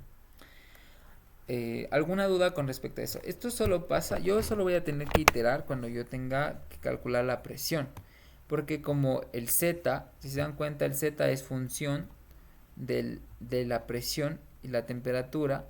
Entonces yo voy a tener que hacer iteraciones cuando no me den una presión ni una temperatura. Entonces eso sería el ejercicio. ¿Hasta aquí alguna duda? No. No. ¿Seguras? Todo bien. Verán, tienen que imprimirse los diagramas de comprensibilidad que tienen en el Classroom, aunque creo que esos no se ven muy bien. Fer, de pronto tú tienes los diagramas de comprensibilidad, los que son así en Full HD, los que son como rojitos. La que tiene las líneas rojas. Ajá, Sí, sí creo, sí, ya solo tengo que buscar y ya te mando. ya. Envíale nomás ahí directo al grupo de WhatsApp, ya. No estés malita, por favor. Ya. Ahora, sí, porque si no, imagínense con uno así. Aquí no se ve muy bien. Tienen que ver en uno que se vea bien porque tiene que ser exacto esto. Porque si no, el error es mucho. Vamos a leer el siguiente enunciado, Fer.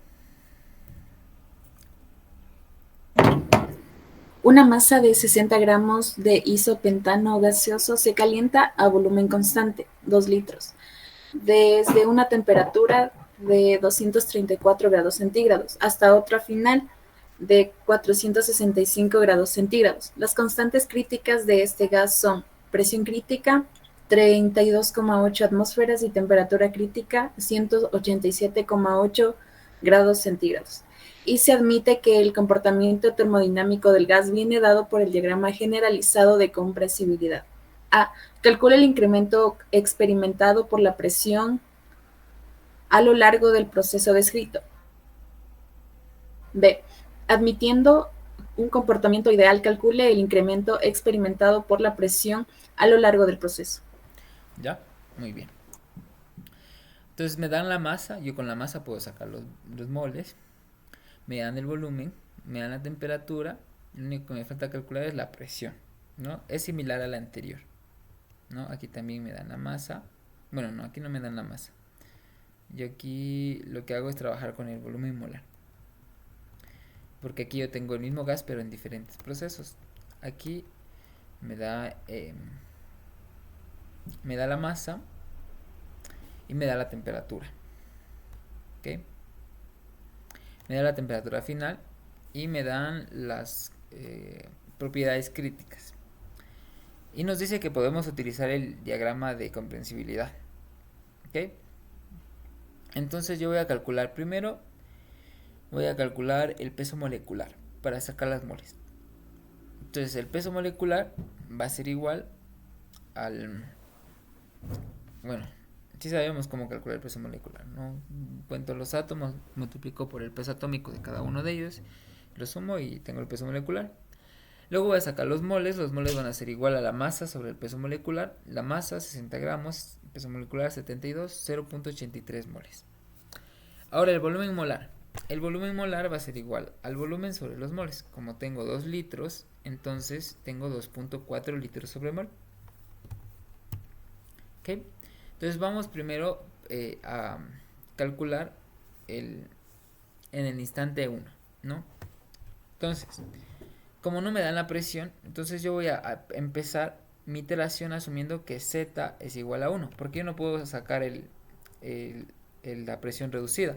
Lo único que puedo calcular es la temperatura reducida que tenemos aquí. La temperatura reducida va a ser igual a 1.10. No, aquí, bueno, se han borrado las líneas de fracción. Aquí es temperatura sobre temperatura crítica. Entonces sería 507.15 Kelvin sobre 460.95 Kelvin. Esto va a ser 1.10.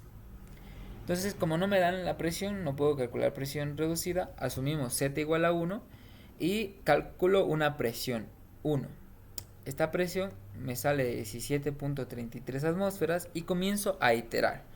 17.33 atmósferas, con esta presión calculo la presión reducida, es decir, divido 17.33 divido para la presión crítica, que es 32.8, ese valor va a ser mi presión reducida, y la presión reducida yo voy a observar en la carta de comprensibilidad, ¿no?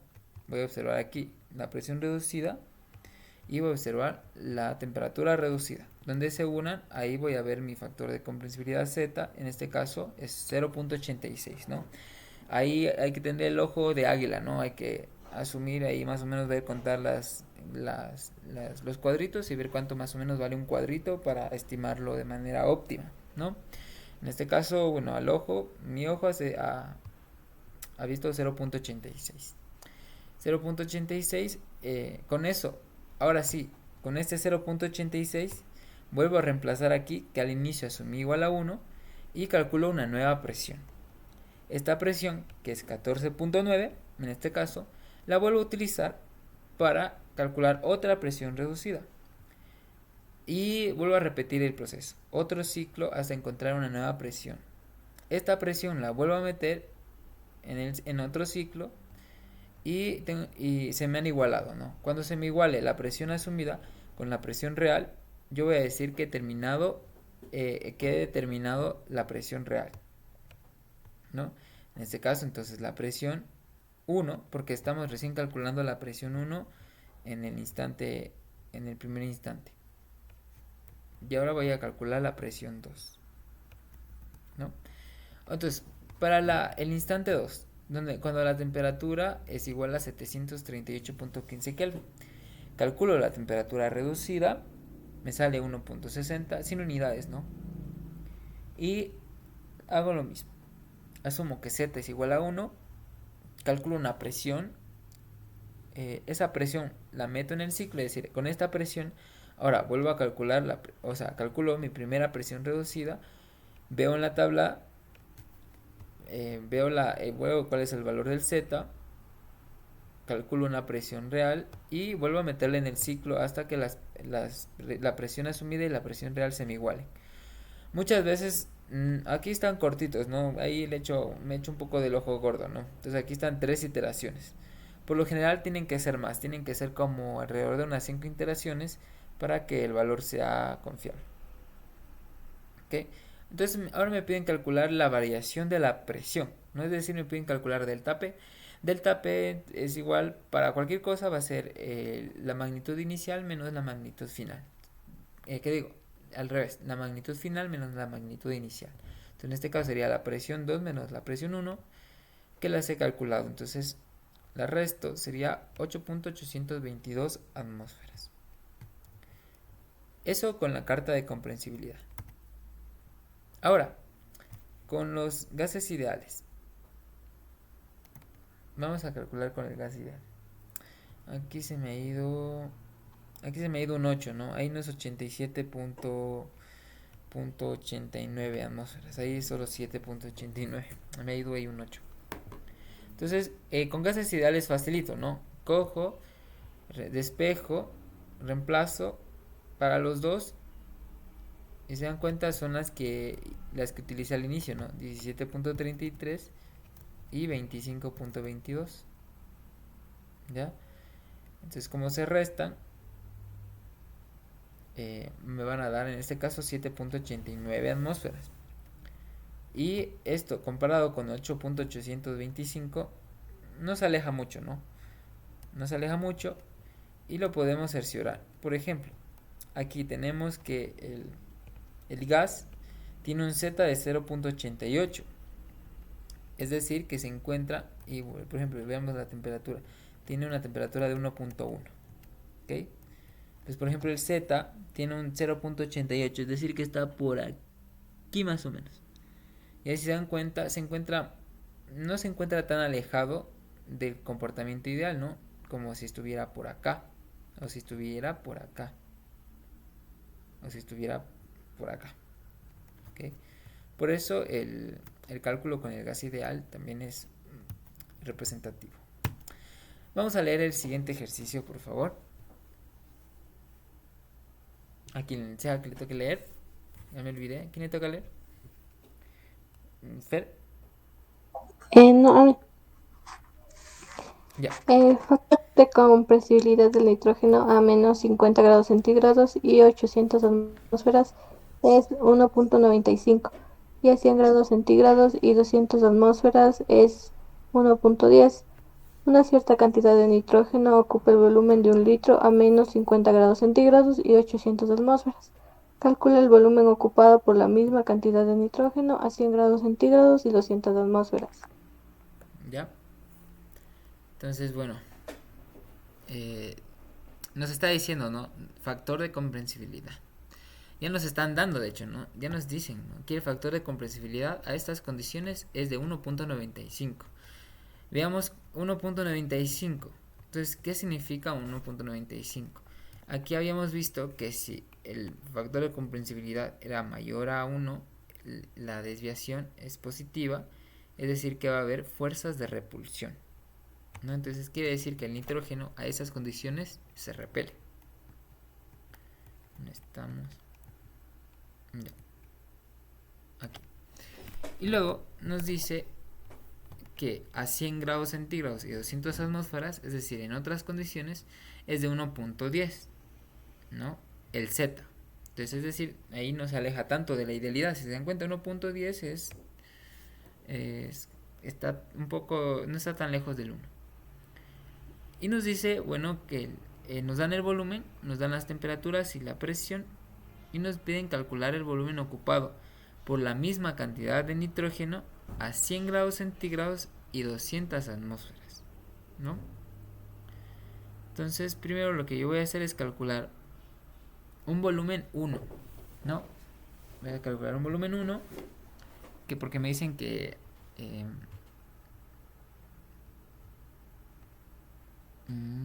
tengo un litro. Ya, aquí está. Tengo un litro a menos 50 y 800 atmósferas. Entonces, con esto yo voy a calcular los moles, ¿no? Entonces tengo aquí volumen molar igual a todo esto de aquí. Tengo el Z, nos dan el Z a un litro, nos dan el Z a menos 50 y 800, es decir, 1.95.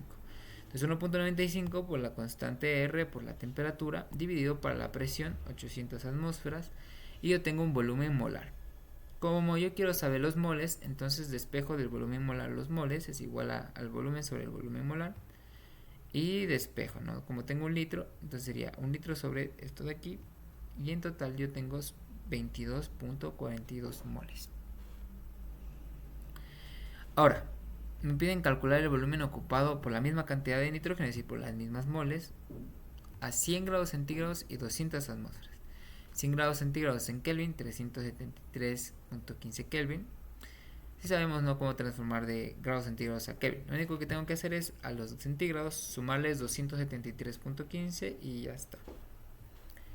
Y como ahora estoy yo en otras condiciones, es decir que yo tengo otras temperaturas reducidas, otra temperatura y otra presión reducidas, y ya no las dan, también nos dice que a 100 y a 200 es de 1.10. Reemplazo mi Z, reemplazo mis moles y obtengo que el volumen que ocuparía el nitrógeno es de 3.17 litros. ¿Ya? No está tan complicada. Hasta ahí está medio fácil, ¿no? Y ver si nos alcanza el tiempo. Si nos alcanza el tiempo para ver un ejercicio más. Vamos a leer el ejercicio que sigue, por favor. ¿Cuál es el porcentaje de error en presión si se utiliza el modelo de gas ideal para representar el comportamiento del amoníaco sobrecalentado a 40 grados centígrados y 500 kilopascales? Si a 40 grados centígrados ocupa un volumen específico según las tablas de 0,2926 metros cúbicos sobre kilogramo, ¿cuál es el error si se utiliza la carta de compresibilidad generalizada? Ya. Entonces vamos a ver el error, ¿no? Entonces yo he realizado un experimento y he medido el volumen específico creo que estamos hablando del nitrógeno. No, amoníaco. Estamos hablando del amoníaco. Entonces el amoníaco a esas condiciones, el volumen específico real, ¿no?, es decir, experimental, es de 0.2926. Entonces yo quiero ver cuál de las dos, si es que la carta de compresibilidad o la ecuación de Van der Waals me sirven a estas condiciones, ¿no? Puede ser, por ejemplo, para experimentos después, yo poder utilizar o no a los 40 a los 40 grados centígrados y 500 kilopascales. Ahí me acuerdo que la ecuación que más acertaba era la de Van der Waals, o por ejemplo puede ser la de carta de compresibilidad. ¿Okay? Entonces todo depende. Ahora, entonces lo primero que voy a hacer es utilizar me pide el modelo del gas ideal, ¿no? Entonces vamos a calcular el modelo del gas con el modelo del gas ideal. Entonces yo tengo temperatura, tengo presión, y entonces yo despejo y voy a calcular el volumen,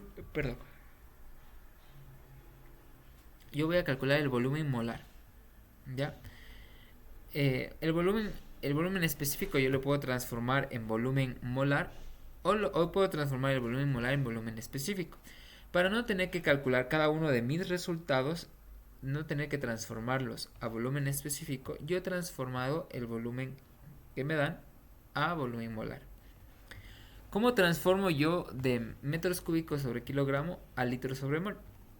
Bueno, yo sé que un metro cúbico equivale a 1000 litros. Entonces, creo que ya mismo se va a acabar el tiempo. Pero si alcanzamos. Alcanzamos a ver. Entonces, yo tengo que un metro cúbico equivale a 1000 litros. Entonces, aquí pongo un metro cúbico por 1000 litros. Metro cúbico con metro cúbico se va. Ahora, yo tengo que kilogramos. Yo tengo que un kilogramo es igual a 1000 gramos. Entonces, aquí pongo un kilogramo dividido para 1000 gramos. Kilogramo con kilogramo se va. Y yo también tengo que poner que, porque ya me quedó ahorita está en litros sobre gramo. Ahora, yo sé que una mol de amoníaco me va a pesar, a ver, el amoníaco, el nitrógeno tiene 14, más 3 del hidrógeno, me va a pesar 17 gramos mol. Entonces yo pongo aquí, como aquí está la masa, entonces arriba pongo que 17 gramos me va a pesar una mol. Gramos con gramos se va y me va a quedar en litros sobre mol. De esa manera yo transformo de volumen específico a volumen molar. Con el gas ideal es súper fácil. Yo solo despejo el volumen molar y yo tengo que 5.2 litros sobre mol. Yo comparo 5.2 litros sobre mol con 4.97 litros sobre mol.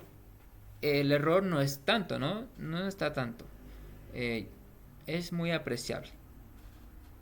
Pero veamos ahora con la carta de comprensibilidad generalizada.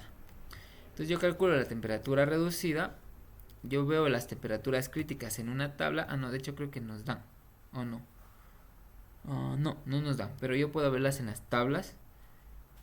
O me puede dar el enunciado. Calculo las temperaturas y presión reducidas.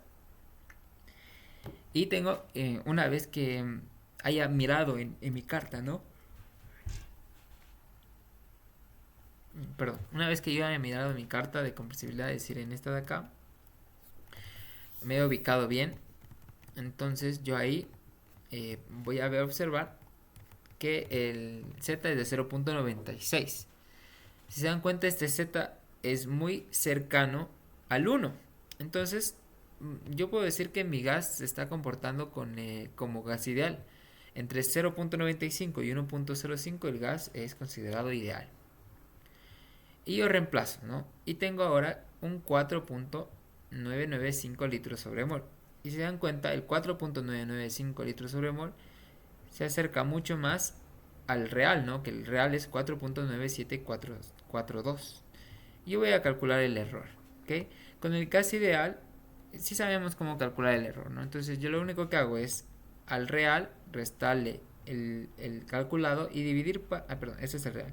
Al real le resto el calculado y le divido para el real y multiplico por 100, ¿no? Es en valores absolutos, ¿no? Entonces aquí sería 4.9742 menos 5.2 dividido para 4.9742 por 100%. Y tengo un error del 4.5%, que es un error apreciable, ¿no? No es tanto el error, pero hay error. Pero en cambio con el factor Z yo tengo un error de 0.418%, ¿no? Es mucho más asertivo utilizar el factor de comprensibilidad que el gas ideal en estas condiciones, a pesar de que el factor sea muy cercano al ideal, ¿no? Pero todo depende, ¿no? del tipo de proceso para qué yo esté haciendo ese cálculo, ¿no? Si el cálculo tiene que ser muy exacto, entonces yo voy a utilizar métodos que me permitan hacer cálculos exactos. Si solo quiero hacer un estimado, entonces la ecuación de los gases ideales me funciona, ¿ya? Ahora, estas diapositivas ustedes ya las van a tener en el Classroom, en el Drive, yo ya les voy a subir para que sigan repasando para la prueba del día de mañana. Mañana ustedes tienen prueba, van a tener prueba todos los viernes. Como estamos un poquito atrasados con el... Y ahora, ¿cómo cierro esto? Como estamos atrasados con las clases porque no tuvimos clases el día lunes, entonces vamos a tener clase y la prueba la van a poder realizar hasta el día domingo. Ya, es para que repasen. Ya, a mí me sirve mucho que ustedes den la prueba, porque así yo tengo una idea de las fallas que ustedes tienen y de los conceptos que no están claros. Ya, si ustedes no dan la prueba, entonces yo no voy a tener idea de lo que ustedes hayan entendido o no hayan entendido. Ya, y si ustedes no me preguntan, si ustedes no traen sus dudas, pueden traer incluso un ejercicio, o me pueden enviar con tiempo, yo les puedo ayudar resolviendo alguno. Si están practicando y a lo mejor les sale un ejercicio que no entienden, me pueden enviar con total confianza durante el transcurso del curso, ¿no? Durante el semestre, pues por lo general ya estoy un poquito más ocupado y no creo que les pueda ayudar, pero traten de aprovechar el curso. Entonces eso sería todo, chicas. Nos vemos hasta el día de mañana. Ya, gracias. Ya, chao, Gracias. chao, Nicole.